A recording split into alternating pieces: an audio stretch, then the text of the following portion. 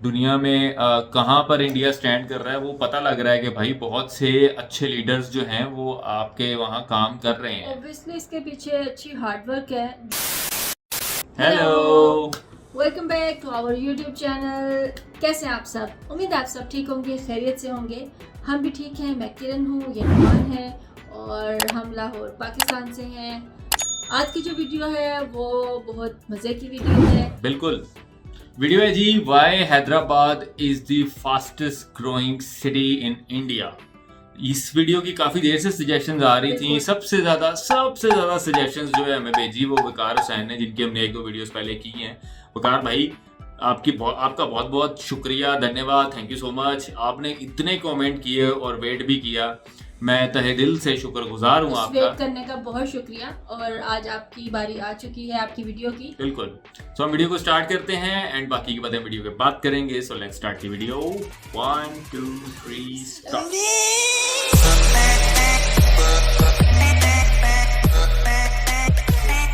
Sure है जी। देश की फास्टेस्ट ग्रोइंग सिटी हैदराबाद आज देश का दूसरा सबसे बड़ा आईटी हब बन चुका है बैंगलोर के बाद। 1.8 लाख करोड़ रुपीस का आईटी एक्सपोर्ट देखने को मिला इधर पिछले साल। 1,500 से ज्यादा आईटी कंपनीज और लगभग 8 लाख एम्प्लॉयज काम करते हैं इसमें, जो शहर को टेक्नोलॉजी में एक जगरनॉट के रूप में स्थापित करने में कामयाब रहे हैं। कई मेजर कंपनीज ने इधर अपने हेडक्वार्टर्स भी सेटअप किए हैं और इंपॉर्टेंट प्रोजेक्ट्स पर काम चलता है इसमें, जैसे IBM, Amazon, गूगल, माइक्रोसॉफ्ट और एप्पल। माइक्रोसॉफ्ट का तो सबसे बड़ा research and development office USA के बाद हैदराबाद में ही बना है और Amazon का सबसे बड़ा कॉर्पोरेट ऑफिस दुनिया में इधर ही है। इस इन्वेस्टमेंट और ग्रोथ के कई कारण हैं जिन्हें हमने डिटेल में कवर किया है आगे, लेकिन इनमें से सबसे बड़े पॉइंट जो निकल कर आते हैं वो है गवर्नमेंट सपोर्ट और लोकल लेवल पर skill development. State government projects जैसे टी हब, जो नए स्टार्टअप्स के लिए इंक्यूबेशन सेंटर्स का काम करते हैं, उन्हें रिसोर्सेस और हेल्प देने में इससे कुछ आइडियाज को वायबल प्रोजेक्ट्स में बनाया जा सकता है और फाउंडर्स को एनकरेज करने का भी काम करते हैं ये। यहाँ पर इंडस्ट्री रेडी वर्कफोर्स होने से भी इस ग्रोथ में पंख लग गए हैं। स्टेट में 380 से ज्यादा इंजीनियरिंग कॉलेजेस होने से स्किल्ड वर्कफोर्स भी इजीली अवेलेबल है इन कंपनीज के लिए। इस सक्सेस को देखते हुए नई कंपनीज भी इधर अपना ठिकाना बनाना चाहती हैं। रिसेंटली हुए वर्ल्ड इकोनॉमिक फोरम में तेलंगाना स्टेट 36,500 करोड़ रुपए का इन्वेस्टमेंट अट्रैक्ट करने में कामयाब रही है। मगर यहाँ तक पहुँचने का रास्ता इतना आसान नहीं था। हैदराबाद भी एक समय में अपने आप को खोज रहा था और जब सब कुछ खराब चल रहा था, उन्होंने अपनी मंजिल खुद चुनी और ग्रोथ के साथ देश का नाम भी ऊंचा करने में सफल रहे। हैदराबाद की शुरुआत 1589 में हुई थी, जब कुली कुतुब शाह, जो कुतुब शाह डायनेस्टी के रूलर थे, उन्होंने मूसी नदी के पास एक छोटा सा टाउन बसाने का सोचा। ये फैसला उनकी कैपिटल गोलकोंडा में पानी की कमी के कारण लिया गया था, जो नदी से सिर्फ 7-8 किलोमीटर ही दूर थी। एक पुराना पुल नजदीक होने की वजह से भी गोलकोंडा तक ट्रैवल करना आसान था वहाँ से। ये पुल कुछ साल पहले ही कुली कुतुब शाह के फादर इब्राहिम कुतुब शाह वाली ने बनवाया था। हैदराबाद को तो बनाया गया था गोलकोंडा को डीकंजस्ट करने के लिए, लेकिन बहुत जल्द थोड़ा बहुत ट्रेड भी देखने को मिला, जिसमें डायमंड एक बड़ा पार्ट उभर कर आया। चार मीनार को बनवाने का काम भी इन्होंने ही किया 1591 में। गोलकोंडा डायमंड्स, जो अभी आंध्र प्रदेश के गोदावरी कृष्णा डेल्टा रीजन में माइन किए जाते हैं, एक स्पेशलिटी बन गए थे गोलकोंडा सल्तनत में। इन डायमंड्स को टाइप 2A क्लासिफाई किया जाता है, यानी ये पूरे कार्बन के बने होते हैं बिना नाइट्रोजन के मौजूदगी के, जो बड़े साइज और हाई क्लैरिटी के साथ मिलते हैं। दुनिया में सबसे बेस्ट डायमंड्स कहलाए जाते थे ये सैकड़ों सालों के लिए। Top quality antique and precious James होते थे इधर के, जिसका सबसे फेमस एग्जाम्पल है कोहिनूर, जो इसी रीजन से निकला था। ऐसे ही कई और पॉपुलर इंडस्ट्रीज भी एस्टैब्लिश हुई थी इस समय, जैसे पर्ल्स, स्टील, आर्म्स और प्रिंटेड फैब्रिक। इसकी वजह से रीजन के दूर एरिया से लोगों ने इधर बसना शुरू कर दिया। सिटी बड़ी और सरप्लस पॉपुलेशन को अकोमोडेट करने लगी है जब कैपिटल सिटी बनी किंगडम की। पास का हैदराबाद अपने बागों, गार्डन्स के लिए जाना जाने लगा और अच्छे वेदर के लिए भी। मिड 17th सेंचुरी तक गोलकोंडा किंगडम को मुगल एम्पायर ने कैप्चर कर लिया औरंगजेब की कमांड में। एनेक्स करने के बाद औरंगजेब ने अपनी पावर कंसोलिडेट कर ली दिल्ली में और फिर से साउथ में लौटे अपना एम्पायर और फैलाने के लिए। हैदराबाद जैसा अमीर शहर पाना उनकी नज़र में एक बहुत बड़ी अचीवमेंट थी जब उन्होंने ये बैटल जीत लिया गोलकोंडा से। अर्ली 18th सेंचुरी तक हैदराबाद स्टेट इंडिपेंडेंट हो गई थी मुगल से, जिस दौरान कई वॉर्स और कॉन्फ्लिक्ट्स लड़े जा रहे थे मराठास के खिलाफ। इसकी वजह से पूरी इकोनॉमी डिस्ट्रॉय हो गई सिटी की। डायमंड ट्रेड भी बर्बादी की कगार पर था। जो इसे रूल कर रहे थे उनको निजामुल मुल्क से जाना जाने लगा इसी दौरान, यानी पूरे राज्य का राजा। तब से यही टाइटल इस्तेमाल किया जाने लगा है रूलर्स के लिए। पहले निजाम आसफ जाह फर्स्ट और उनके बच्चे जो बाद में निजाम बने, उन्होंने इकोनॉमी को रिवाइव करने की कोशिश की पब्लिक प्रोजेक्ट्स पर पैसे डालकर। लेकिन पॉलिटिकल स्ट्रगल्स और इंटरनल एक्सटर्नल कॉन्फ्लिक्ट से उन्हें ईस्ट इंडिया कंपनी के साथ कई ट्रीटी साइन करने पड़े उनकी प्रोटेक्शन पाने के लिए, जिसके लिए उन्हें सालाना किराया देना पड़ता। उनके हाथ से धीरे धीरे सॉवरेंटी निकल रही थी, जैसे कोस्टल एरियाज कंपनी को देना, कुछ मेजर पोर्ट्स का कंट्रोल लूज कर देना और ब्रिटिश ट्रूप्स को स्टेट में रखना और उनकी मेंटेनेंस देने से स्टेट बैंकरप्ट हो गई अर्ली 19th सेंचुरी में। आसफ जाह फिफ्थ ने अपने शासन में कई रिफॉर्म्स भी किए अपने प्राइम मिनिस्टर सलार जंग फर्स्ट के साथ मिलकर, जैसे सेंट्रल ट्रेजरी बनाना, रेवेन्यू और जुडिशियल सिस्टम को इम्प्रूव करना,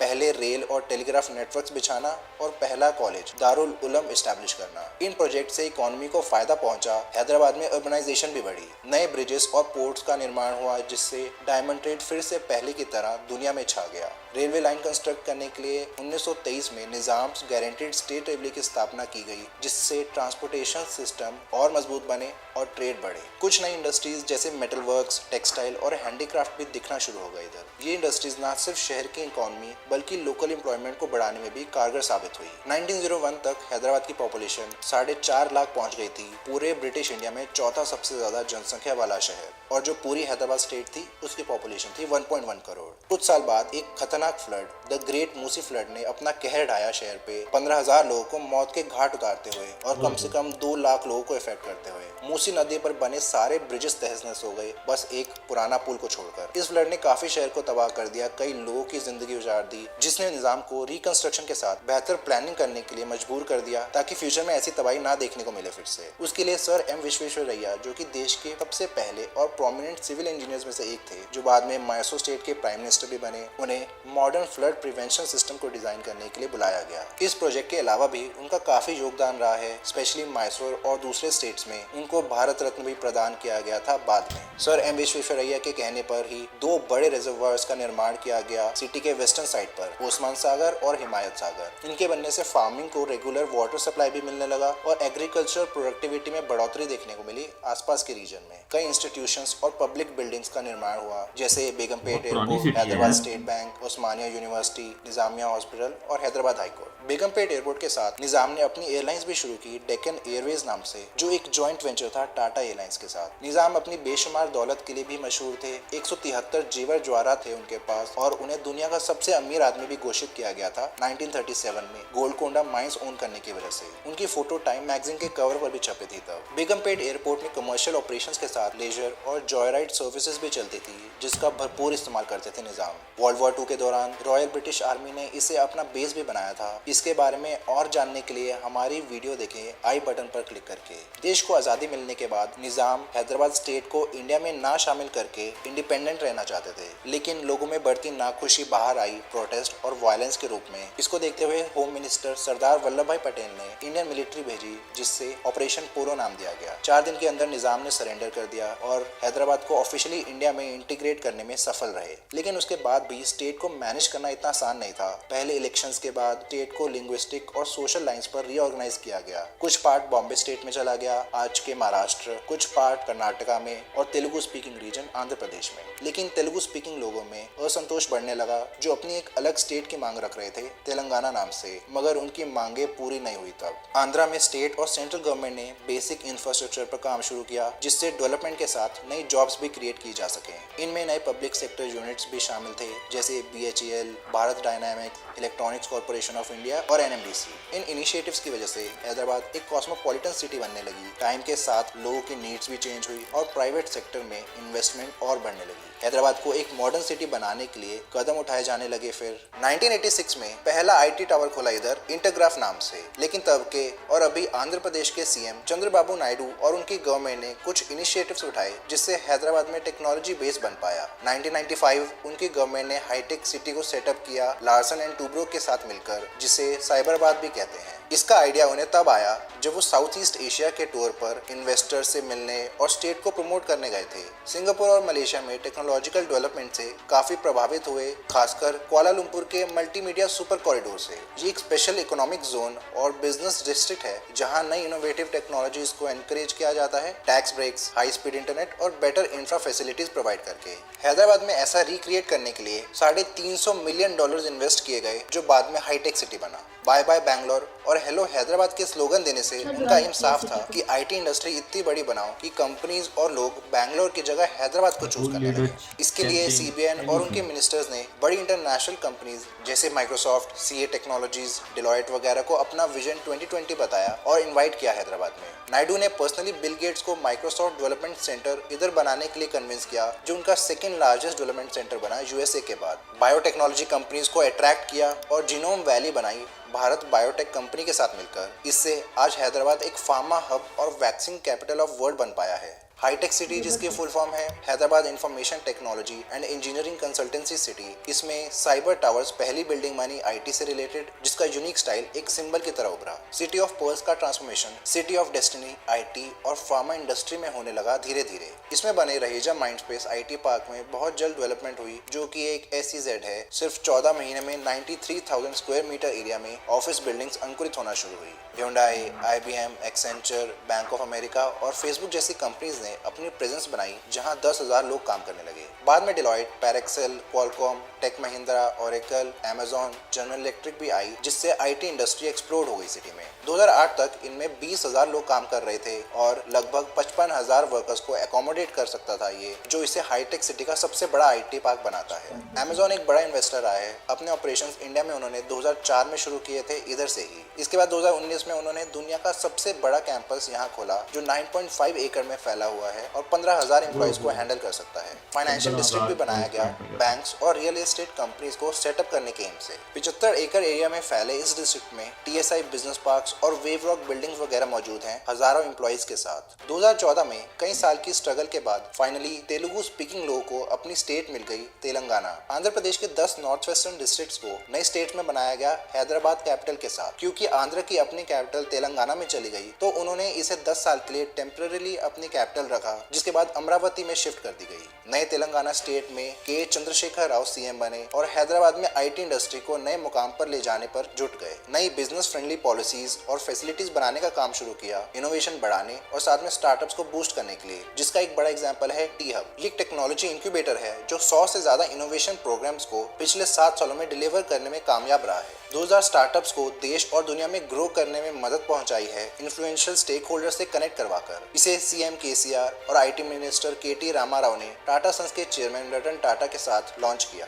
T-Hub ना सिर्फ प्राइवेट कंपनीज को बल्कि स्टेट और सेंट्रल गवर्नमेंट्स की ऑर्गेनाइजेशंस को भी इनोवेशन इकोसिस्टम्स बिल्ड करने में मदद करता है। बेस्ट इंक्यूबेटर इन इंडिया का अवार्ड भी दिया गया नेशनल स्टार्टअप्स अवार्ड 2022 में। इसकी सक्सेस को देखते हुए T-Hub 2.0 को भी बनाया जा रहा है अभी। इन इंक्यूबेटर्स के अलावा हैदराबाद और तेलंगाना में न्यू एज एंटरप्रेन्योर्स और वर्कर्स के लिए बेहतरीन हायर एजुकेशन के ऑप्शंस भी हैं। शहर में 3 सेंट्रल यूनिवर्सिटीज, 3 डीम्ड यूनिवर्सिटीज और 4 स्टेट यूनिवर्सिटीज मौजूद हैं। ओस्मानिया यूनिवर्सिटी एक पब्लिक स्टेट यूनिवर्सिटी है, जिसे 1918 में तब के निजाम नवाब मीर उस्मान अली खान की मदद से बनाया गया था। ये शहर की सबसे पुरानी यूनिवर्सिटी है। अगर बात टेक्निकल यूनिवर्सिटीज की करें तो यहाँ पर IIT, BITS और IIIT जैसे इंस्टीट्यूशंस भी मौजूद हैं। इनके अलावा इधर कई कोचिंग और ट्रेनिंग इंस्टीट्यूट्स हैं अपस्किलिंग के लिए, चाहे वो बेसिक कंप्यूटर स्किल्स हो या फिर एडवांस प्रोग्रामिंग और सॉफ्टवेयर डेवलपमेंट के लिए। देश भर से स्टूडेंट्स यहाँ आते हैं IT इंडस्ट्री में जाने का सपना लेकर। बिजनेसेस को अट्रैक्ट करने के लिए वर्ल्ड क्लास ट्रांसपोर्ट इंफ्रास्ट्रक्चर भी बहुत जरूरी होता है, जैसे रोड्स, एयरपोर्ट और रैपिड ट्रांजिट सिस्टम। नया एक्सप्रेसवे आउटर रिंग रोड जो सिटी के अराउंड एक हाई स्पीड लूप बनाता है, एयरपोर्ट को हाईटेक सिटी से जोड़ते हुए। हैदराबाद मेट्रो, जिसने सिटी के ट्रांसपोर्टेशन को रेवोल्यूशनाइज कर दिया, 2017 में चालू हुई और आज 3 लाइन्स ऑपरेशनल हैं, रेड, ब्लू और ग्रीन लाइन। नया एयरपोर्ट RGI एयरपोर्ट जो 2008 में खुला, मॉडर्न फैसिलिटीज और वर्ल्ड क्लास इंफ्रास्ट्रक्चर के साथ देश का 4th बिगेस्ट एयरपोर्ट है। इसके बारे में हमारी डिटेल्ड वीडियो देखने के लिए आई बटन पर क्लिक करें। ये सब बात तो हो गई कि कैसे आज हैदराबाद देश की फास्टेस्ट ग्रोइंग सिटी बन पाई, लेकिन फ्यूचर के लिए भी कई प्लान्स हैं इसे और नई ऊंचाइयों पर ले जाने के लिए। इसकी टक्कर इंटरनेशनल फाइनेंशियल और IT हब से हो और दुनिया के सबसे अमीर शहरों में से एक बन पाए, लोगों के लिए अनगिनत अपॉर्चुनिटी फैसिलिटीज के साथ। अभी की बात करें तो लगभग 8 लाख लोग आईटी सेक्टर में काम कर रहे हैं हैदराबाद में 1500 से ज्यादा कंपनीज में। हर 1000 लोग जो वर्किंग एज के हैं उनमें से 770 मेल्स और 190 फीमेल्स एम्प्लॉयड हैं। इसके अलावा तेलुगु सिनेमा जो टॉलीवुड से भी जाना जाता है, देश की सबसे बड़ी फिल्म इंडस्ट्री है हैदराबाद में स्थित। तेलुगु फिल्म्स ने टोटल 23 करोड़ से भी ज्यादा टिकट्स बेची थी 2022 में, इवन बॉलीवुड से भी ज्यादा। देश की सबसे एक्सपेंसिव और हाईएस्ट ग्रॉसिंग फिल्म्स जैसे बाहुबली 1 और 2, RRR वगैरह इधर ही बनी थी। RRR पहली इंडियन फीचर फिल्म बनी कोई ऑस्कर जीतने वाली नाटू नाटू के लिए। रामोजी फिल्म सिटी जो सिटी के ईस्टर्न साइड पर पड़ता है, दुनिया का सबसे बड़ा फिल्म स्टूडियो कॉम्प्लेक्स है, 1666 एकड़ में फैला। जबकि फिल्म इंडस्ट्री एक इम्पोर्टेंट पार्ट है सिटी का, लेकिन जो मेन ग्रोथ है वो आईटी इंडस्ट्री से ही देखने को मिल रही है। ऐसे ही ट्रैजेक्टरी बरकरार रखने के लिए सिटी कई इंफ्रास्ट्रक्चर प्रोजेक्ट्स, गवर्नमेंट इनिशिएटिव्स और कंपनीज का न्यू टेक्नोलॉजीज पर फोकस है, जैसे artificial intelligence, blockchain, cyber security और इंटरनेट ऑफ थिंग्स। पूरे देश में अभी आईटी सेक्टर में 54 लाख लोग काम करते हैं। जीडीपी में लगभग 7.5% कंट्रीब्यूट करने के साथ $245 बिलियन या 20 लाख करोड़ रुपए। कुछ आईटी रोल्स हाई डिमांड में रहेंगे फ्यूचर में भी। उनमें से पहला है डेटा साइंटिस्ट। उनका काम डिसीजन मेकिंग में होता है मोस्टली कि कैसे किसी डेटा को एग्जामिन और इंटरप्रेट करना है। इसके एप्लीकेशंस अलग अलग सेक्टर्स जैसे फाइनेंस, हेल्थ केयर और ई कॉमर्स में होती हैं। इसके अलावा आर्टिफिशियल इंटेलिजेंस और मशीन लर्निंग, इनकी डिमांड बढ़ेगी अभी मार्केट में, जिससे 7 लाख नई जॉब्स बनने के आसार हैं। नेस्कॉम की एक रिपोर्ट के मुताबिक दुनिया में इंडिया की रैंक 1 है एआई स्किल एडॉप्शन और टैलेंट कंसंट्रेशन में, यानी यहाँ ज्यादा एआई पर काम करने वाले लोग मिलेंगे। इनके अलावा क्लाउड इंजीनियर्स भी हाई डिमांड में हैं, जो बढ़ती क्लाउड टेक्नोलॉजी मार्केट और क्लाउड कंप्यूटिंग पर बेस्ड है। पिछले साल देश में साइबर अटैक्स 90% बढ़े थे, तभी ज्यादा सिक्योरिटी मेजर्स की जरूरत महसूस हुई। कुछ वल्नरेबल इंडस्ट्रीज जैसे बैंकिंग, इंश्योरेंस और हेल्थ केयर में इसको ज्यादा इंपॉर्टेंस दिया जाएगा। पिछले साल लगभग 40,000 साइबर सिक्योरिटी पोजीशंस खाली पड़ी थी, यानी डिमांड ज्यादा है, स्किल्स की कमी है। Full stack web developers, India में डेवलपर्स की संख्या तेजी से बढ़ रही है 39% ग्रोथ रेट से। ये देश की हाईएस्ट पेइंग आईटी पोजीशन में से एक है और इसकी डिमांड ज्यादा रहेगी जब तक वेब एप्लीकेशन डेवलपमेंट की जरूरत है। लेकिन इसके बावजूद स्किल टैलेंट की शॉर्टेज देखने को मिल रही है नई टेक्नोलॉजीज के आने से। हालांकि इंडिया में टैलेंट सरप्लस होने के प्रोजेक्शंस हैं 2030 तक 10 लाख टेक प्रोफेशनल्स के साथ। लेकिन जैसे कंपनीज नई टेक्नोलॉजीज अडॉप्ट करना शुरू करेंगी तो उनकी डिमांड भी बढ़ेगी, जिससे स्किल गैप्स उभरने लगेंगे। फ्रेशर्स की हायरिंग को भी कम कर दिया गया है 30% से, स्लो डील्स और यूएसए में गिरती डिमांड के कारण, जिससे स्टूडेंट्स के बीच कंपटीशन बढ़ गया है इन जॉब्स के लिए। ये कुछ उतार चढ़ाव हैं जिससे आईटी इंडस्ट्री इस समय गुजर रहा है। इसका असर हैदराबाद पर भी पड़ेगा, मगर फ्यूचर तो अभी भी ब्राइट ही नजर आ रहा है, क्योंकि सिटी में तेजी से इंफ्रास्ट्रक्चर डेवलपमेंट की जा रही है,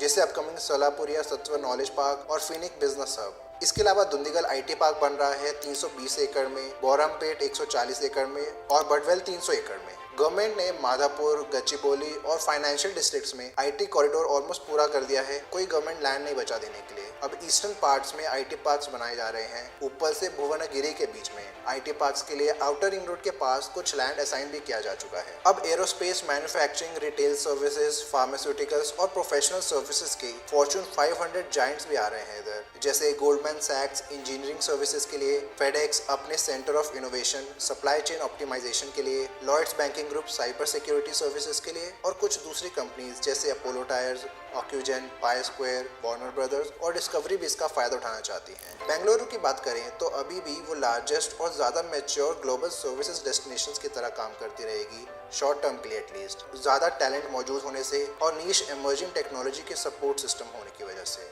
लेकिन थोड़ा फ्यूचर में देखें तो अगले 7-10 साल में हैदराबाद कैचअप करता हुआ दिख रहा है। रेस में बढ़त बनाते हुए ये बैंगलोर को चैलेंज करने में कोई कसर नहीं छोड़ेगा देश में टॉप ग्लोबल सर्विस डेस्टिनेशंस के रूप में। एंटरप्रेन्योर्स के अकॉर्डिंग हैदराबाद सब सही डिसीजन लेता हुआ नजर आ रहा है इंफ्रास्ट्रक्चर और ईज ऑफ डूइंग बिजनेस में। लेकिन आज हैदराबाद बेंगलुरु से लगभग 4 लाख एक्टिव टेक टैलेंट पीछे है और ये एक बड़ा फैक्टर होगा इंडस्ट्री के लिए। एक और चैलेंज है कि बेंगलुरु अभी भी ऊपर आता है देश भर से नए टैलेंट को अट्रैक्ट करने के मामले में, जिससे टैलेंट डिफरेंस बढ़ेगा। इसके बावजूद हैदराबाद सेकंड या थर्ड एक्सपेंशन सेंटर के लिए तगड़ी पोजीशन बनाकर बैठा है टॉप कंपनीज के लिए। लेकिन बेंगलुरु को ओवरटेक करना अगले 5 से 6 साल के लिए काफी मुश्किल है और उसके बाद भी सेम ग्रोथ बरकरार रखनी पड़ेगी आगे निकलने के लिए।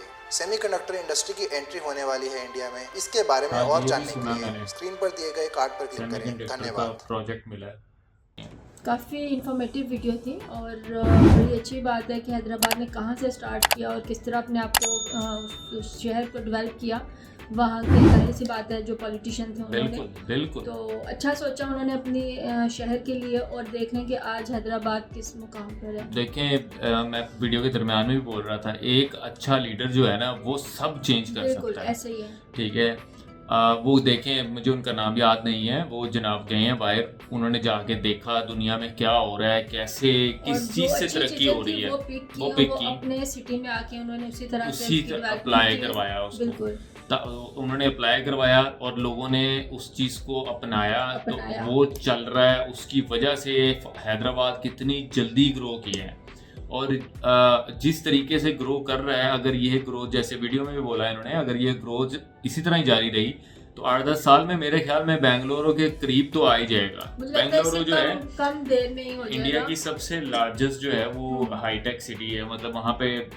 तकरीबन सारी कंपनीज जो है ना, यूट्यूब, गूगल, माइक्रोसॉफ्ट, फेसबुक, उनके मेन ऑफिस बेंगलोर में है। उनको बेंगलोर को मिनी सिलिकॉन वैली भी कहा जाता है। Silicon valley in actual America में है, जहाँ पर दुनिया के तमाम सॉफ्टवेयर ऑफिस के हेड ऑफिस हैं। ये उसका रेप्लिका है। और ये उनका second office mini silicon valley बनाया हुआ है कि अगर दुनिया में, एशिया में उन्होंने कहीं ऑफिस खोलने तो इंडिया को चूज करते हैं। जैसे यूट्यूब है, यूट्यूब के दुनिया में 8 या 9 ऑफिस हैं पूरी दुनिया में, उसमें से एक इंडिया में है।